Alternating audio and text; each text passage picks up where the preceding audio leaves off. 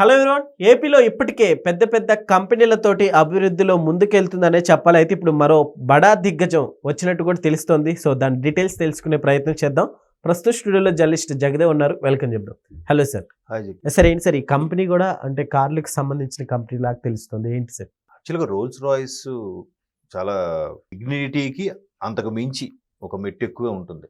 అంటే బాగా high profile ఒక పెద్ద పెద్ద దుబాయ్ రాజులు లేదంటే ఒక పెద్ద పెద్ద సీట్లు అలాంటి వాళ్ళు ఉపయోగించే కారు రోల్స్ రాయిస్. మీకు ఏదో సినిమాలో కూడా బన్నీ ఇలా చూస్తూ ఇదేంటిది ట్రిపుల్ ఆర్ లాగా ఉంది అంటారు. ట్రిపుల్ ఆర్ కాదు, ఆర్ఆర్ అంటే రోల్స్ రాయిస్. ఆ రోల్స్ రాయిస్ లాక్ వేగా నేను చూశాను. అంటే అలాంటి చూడడం కూడా మనకు అదృష్టం ఉండాలేమో అనిపిస్తుంది. అలాంటి కార్ అది. సో అది లాక్ చేసే కానీ రన్ అయ్యే ముందు ఆ ముందు నుంచి ఆ లోగో ఒక అమ్మాయి బొమ్మ బయటకు వస్తుంది. ఆ ఒక్క బొమ్మ కాస్టే 5 లక్షలు ఉంటుందంట. ఆ చిన్న స్టాచ్యూ లాంటిది ఒకటి బయటకు వస్తుంది. అంటే ఆ 5 lakhsకి ఒక మిడిల్ క్లాస్ వాడు ఒక సెకండ్ హ్యాండ్ కారు తీసుకోగలుగుతాడు కదా. సో ఆ స్టాచ్యూ కాస్ట్ అంత ఉంటుందట. సో అలాగే దుబాయ్ రాజు దగ్గర అయితే ఒక బంగారు రోల్స్ రాయిస్ కారు కూడా ఉంది, బంగారు పోతతో. అంటే ఆయన ఇంకా చాలా పేదవాడులేండి మన భాషలో చెప్పాలంటే. సో అటువంటి రోల్స్ రాయిస్ కారు ఇప్పటికీ యూకేలో అంటే యునైటెడ్ కింగ్డమ్లో ఉండే ఇంగ్లాండ్, స్కాట్లాండ్ ఏవైతే ఉన్నాయో దానికి వెలుపల జర్మనీలోను, యుఎస్లోనూ ఉంది వాటి మ్యానుఫ్యాక్చరింగ్. ఇకపై మూడోసారి మ్యానుఫ్యాక్చరింగ్ పెట్టి ఇండియాలో పెట్టాలనుకుంటున్నాడు. సో ఇండియాలో పెట్టాలనుకుంటుంది. దానికి పైపెచ్చు రోల్స్ రాయిస్ కంపెనీ యొక్క ప్రధాన ఉద్దేశం ఏంటంటే దాన్ని ఏమంటారు, విద్యుత్ జనరేట్ చేసే పవర్ ప్లాంట్కి సంబంధించిన కూడా ఉన్నాయి.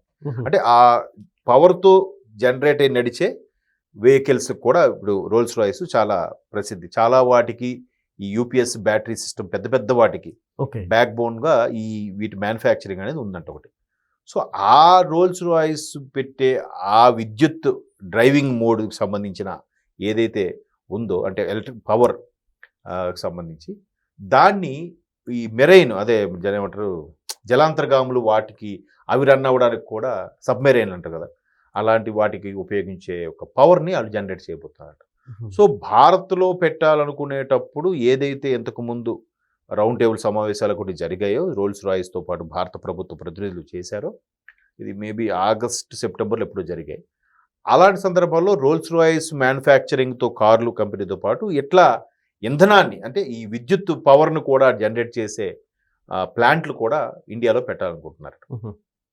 అది భారత ప్రధాని గారు కూడా ఒకసారి మన్ కీ బాత్లో ఎక్కడో ఒక సందర్భంలో అనౌన్స్ చేశారు, మాట్లాడారు. అయితే ఇప్పుడు ఆ రోల్స్ రాయిస్ మ్యానుఫ్యాక్చరింగ్ కానీ అలాగే ఆ పవర్ ప్లాంట్కి సంబంధించిన ఏదైతే రోల్స్ రాయిస్ ఉన్నా అది ఎక్కడ పెట్టబోతున్నారు అనేది ఇప్పుడు బిగ్గెస్ట్ క్వశ్చన్. సో ఎక్కడ పెడతారు? ప్రధానమంత్రి గారికి ఎలాగా తన సొంత ఊరు గుజరాత్ కాబట్టి అక్కడే పెడతారు. గుజరాత్లో ఆల్రెడీ ఎస్టాబ్లిష్డ్ చాలా ఉన్నాయి. సో ఇంకెక్కడ పెడతారు? ఇప్పుడు మరలా చిన్న చిన్న రాష్ట్రాల మీద కూడా బీజేపీ దృష్టి పెడుతుంది కాబట్టి రాజస్థాన, ఒరిస్సానా, ఆంధ్రప్రదేశ్ ఈ మూడింటితో పోలిస్తే మరలా టెక్నికల్ పరంగా కానీ స్థలం పరంగా కానీ తీర ప్రాంతం ఉన్న అన్ని బెనిఫిట్స్ ఉండేది ఆంధ్రప్రదేశ్.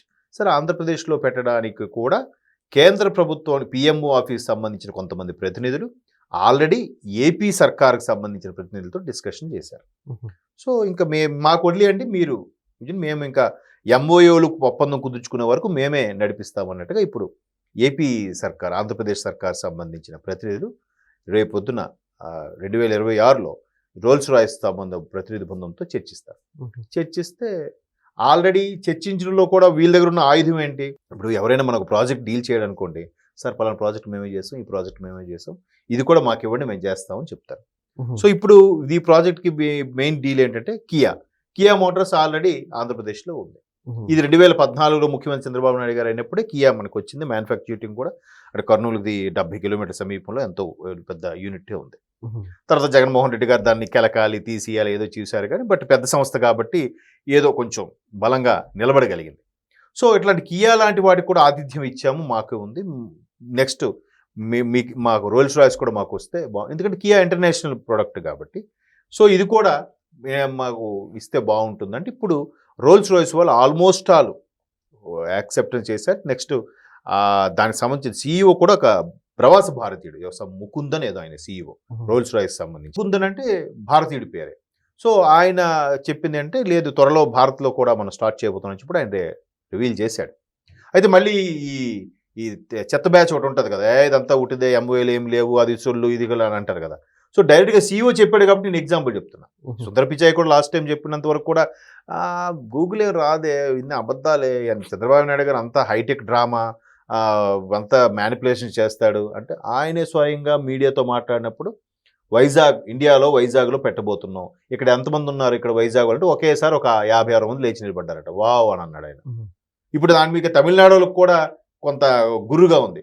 ఈ సుందర్ పిచాయ్ మనం తమిళనాడులో చదువుకున్న తమిళవాడు ఏదేదో మద్రాసులో తమిళనాడు స్టేట్లో పెట్టకుండా ఈయన ఆంధ్రప్రదేశ్లో పెడతానంటాడేంటి అని చెప్పి తమిళనాడు వాళ్ళు ఆల్రెడీ సుందర్ పిచాయ్ మీద కౌంటర్లు వేస్తున్నారు.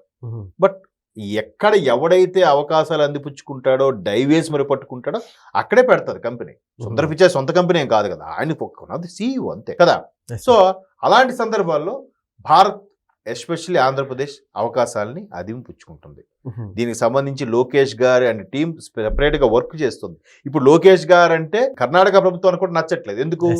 అక్కడ ఉండే ఎంటర్ప్రైనర్స్ వాళ్ళు ఇక్కడ ట్రాఫిక్ ఎక్కువైంది, మాకు ఇబ్బందిగా ఉంటుంది, మాకు వేరే సెకండ్ ఆప్షన్ ఏమంటే కర్ణాటక ప్రభుత్వం పట్టించుకోవట్లేదు. ఎంతసేపు ఆ డీకే శివకుమార్ గారు సిద్ధరామయ్య గారు వాళ్ళే నేను సీఎం అనుకునేలా ఉన్నారు. ఇక్కడ అభివృద్ధి గురించి ఏం ఆలోచిస్తారు? అట్లాంటప్పుడు ఈయన ఏమంటున్నాడు, ఈయన ఎక్స్లో పోస్ట్ చేస్తున్నాడు లోకేష్ గారు, అయ్యా మా దగ్గర రండి, మీకు సకల సదుపాయాలు అందిస్తాం, మీకు ఎలా ల్యాండ్ కావాలో చెప్పండి, మీకు ఎంత కావాలో చెప్పండి, మీకు ఏ సబ్సిడీ కావాలో చెప్పండి అంటున్నాడు. కొంతమంది ఇప్పుడు ఇటు కర్నూలు అనంతపురం మధ్యలో వచ్చేయడానికి చూస్తున్నారు. సో ఈ నేపథ్యంలో వాళ్ళకి అరే మన దగ్గర రావాల్సిన ఇటు ఆంధ్రప్రదేశ్ వెళ్ళిపోతున్నాయని చెప్పి కడుపు మంట ఒకటి ఉంది కర్ణాటకకి.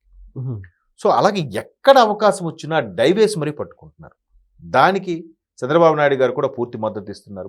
మరోవైపు ప్రధాన మద్దతు ఏంటంటే కేంద్ర ప్రభుత్వం కూడా ఫుల్ సపోర్ట్ ఇస్తుంది. మోదీ గారు కానీ అలాగే నిర్మలా సీతారామన్ మొన్న కూడా చోటు చెప్పారుగా, మోదీ గారు పర్టికులర్గా ఆంధ్రప్రదేశ్కి ఎంత అవకాశం ఉంటే అంత చేయండి. నేను ఆ పార్టీకి చెందిన మంత్రిగా ఈ మాట బహిరంగ చెప్పకూడదు, బట్ ప్రధానమంత్రి నాకు చెప్పిన విషయం మీకు చెప్తున్నాను కూడా ఆవిడ మొన్న తెలియజేయడం జరిగింది. సో రోల్స్ రాయ్స్ లాంటి కంపెనీ ఆంధ్రప్రదేశ్ రాబోతుందంటే ఆంధ్రప్రదేశ్ భవిష్యత్తు ఎలా ఉండబోతుందో జస్ట్ ఇమేజిన్. ఇది అబద్ధం కాదు, మీరే చూస్తారు. Okay sir, thank you.